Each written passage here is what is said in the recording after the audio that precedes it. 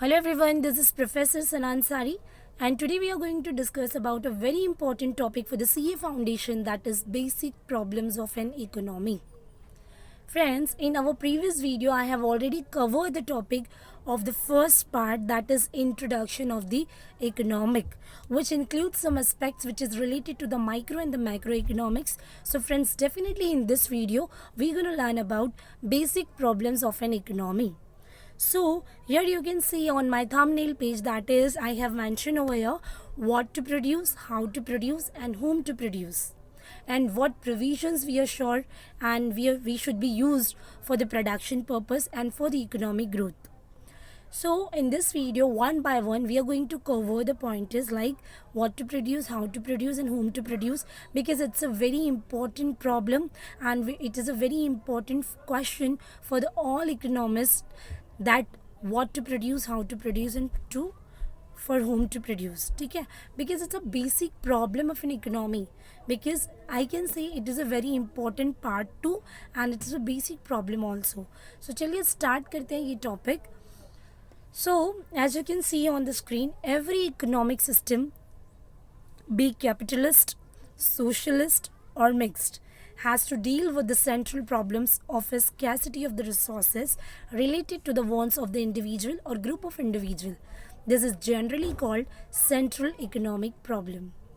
See, the question can come like the central economic problem and the objectives can come on the basis of the central economic problem.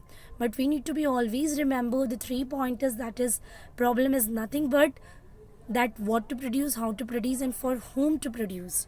Okay so यहाँ पर हमने generally ये देखना है कि economic system में चाहे वो कैपिटल इकोनॉमी हो, सोशल इकोनॉमी हो या फिर इन दोनों का मिक्सचर हो, यहाँ पर सबसे ज़्यादा सेंट्रल प्रॉब्लम ये होता है कि हम हमारे स्केर्स रिसोर्सेज, मतलब resources are limited and the wants of the people are unlimited. So how can we adjust the limited resources to satisfy the unlimited wants of the people? So main मुद्दा ये होता है कि हम हमारे square resources को कैसे use करें जहाँ पर हम इंडिविजुअल और ग्रुप ऑफ इंडिविजुअल के वांट्स को सेटिस्फाई कर सके. This is nothing but the central economic problem. The central economic problem is further divided into 4 part, ठीक है, which is also called as basic problems. ठीक है, so which includes what to produce, how to produce, whom to produce and what provisions are to be made for the economic growth.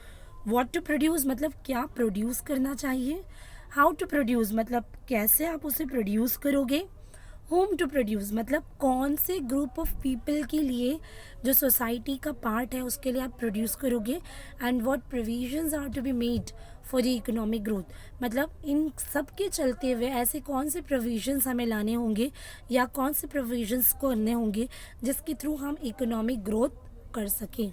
ठीक है, सो चलिए start करते हैं. Our first point that is what to produce. ठीक है, क्या produce करना, it's a very important question कि अगर आप कुछ प्रोड्यूस करना चाह रहे हैं, if you are a producer, manufacturer, so what you are suppose to produce. Since we have already aware about the resources that are limited, it means we have a scarce resources. Every society has to decide which goods and services should be produced and how many units of each goods and services should be produced. इसका मतलब ये हुआ कि हम ये जानते हैं कि लिमिटेड रिसोर्सेज है, बट हर सोसाइटी को ये डिसाइड करना होता है कि कौन सा गुड्स एंड सर्विसेज उन्हें प्रोड्यूस करना है और इन हाउ मेनी यूनिट्स, मतलब कि कितना यूनिट्स उन्हें प्रोड्यूस करना होता है गुड्स एंड सर्विस का. It's a very big question because we need to be analysis the data, जिसके बेस पे हमें एक फीडबैक या रिजल्ट या आउटपुट मिलेगा कि हमने कितना प्रोड्यूस करना है. It's a very big question. An economy has to be decide whether more guns should be produced or more butter and jam or any other food items should be produced. इसका मतलब ये हुआ हमें ये decide करना है. It's just like in slogan कि हम ज़्यादा गन्स प्रोड्यूस करेंगे जो ज़्यादा ज़रूरत में नहीं होती है, ठीक है, एज इट्स इलीगल, और हम ज़्यादा से ज़्यादा बटर एंड जैम और एनी फूड आइटम्स को प्रोड्यूस करेंगे विच इज़ वेरी नेसेसरी. ठीक है, और whether more capital goods should be produced or more consumer goods should be produced. Capital goods produce करना ज़्यादा ज़रूरी है या कंज्यूमर गुड्स ज़्यादा प्रोड्यूस करना ज़रूरी है. It's a very big question mark to differentiate among both the things which we need to be produce for the society. ठीक है. And so it means we need to be just decide that what to produce, that we have to produce, what we have to produce, what we have to construct, like क्या produce करना है, कैसे hospitals अगर construct करना है, घर renovate करना है, स्कूल्स का कंस्ट्रक्शंस करना है, कोई मशीन आपने डेवलप करनी है, कितना मीटर ऑफ क्लॉथ्स आपने प्रोड्यूस करना है. It's just an example.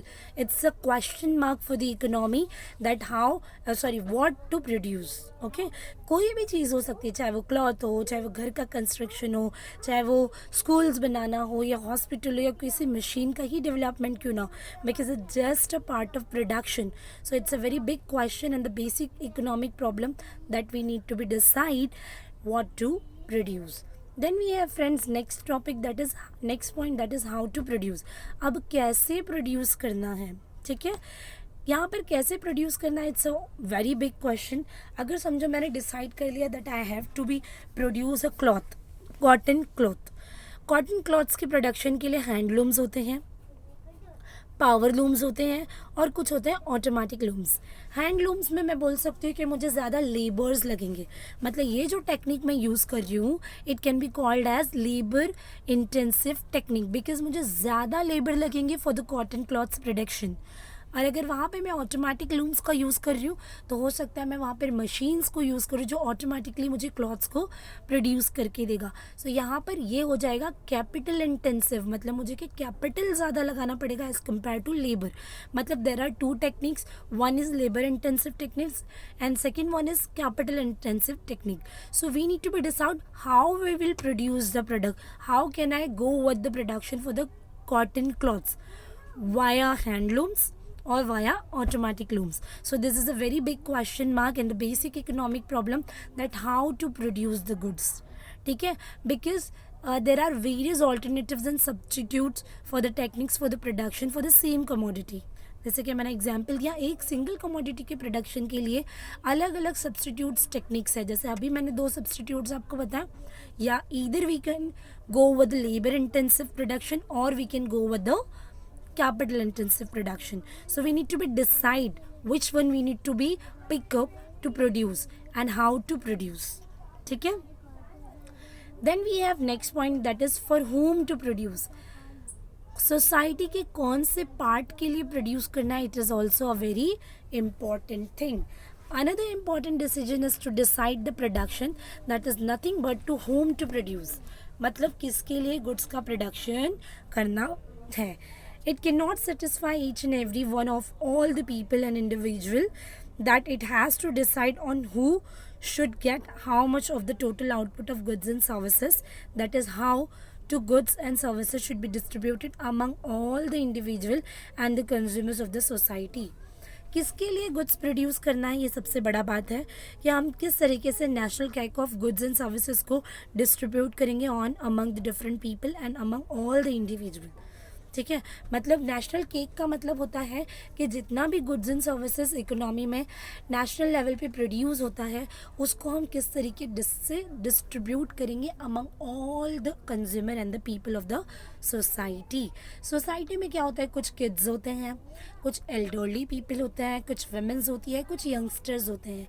सो इन सभी के अकॉर्डिंगली आप जो भी गुड्स को प्रोड्यूस कर रहे हैं उसे किस तरीके से among all the people we need to be distribute, हमें ये भी सोचना पड़ता है. So this is also a very basic economic problem, that we need to be decide for whom to produce the product.